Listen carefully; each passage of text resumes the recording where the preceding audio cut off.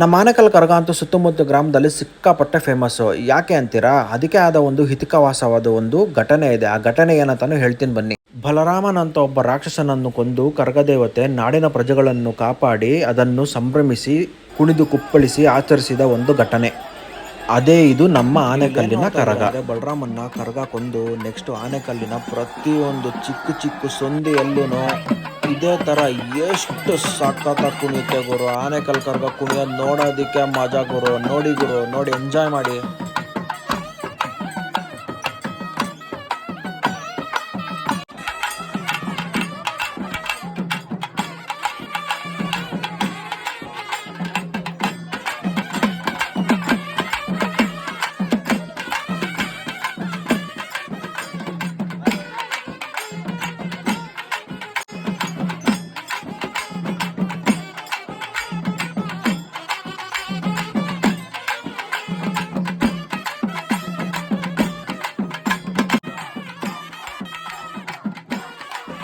ಪ್ರತಿಯೊಂದು ಗಲ್ಲಿಯಲ್ಲೂ ಪ್ರತಿಯೊಂದು ಮನೆಯಲ್ಲೂ ಇದೇ ತರ ಆರತಿ ಬೆಳಗಿ ನಮಸ್ಕಾರ ಮಾಡಿ ಆಶೀರ್ವಾದ ತಗೊಂಡು ದೃಷ್ಟಿ ತೆಗೆದು ಕಳಿಸ್ತಾರೆ ಗುರು.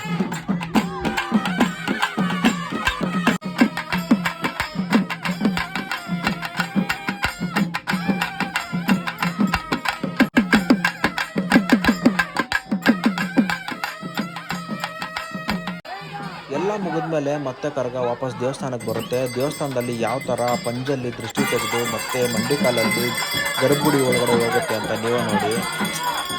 ಸಖತ್ತು ಗುರು. ನನಗಂತೂ ಸಿಕ್ಕಾಪಟ್ಟೆ ಇಷ್ಟ ಆಯಿತು.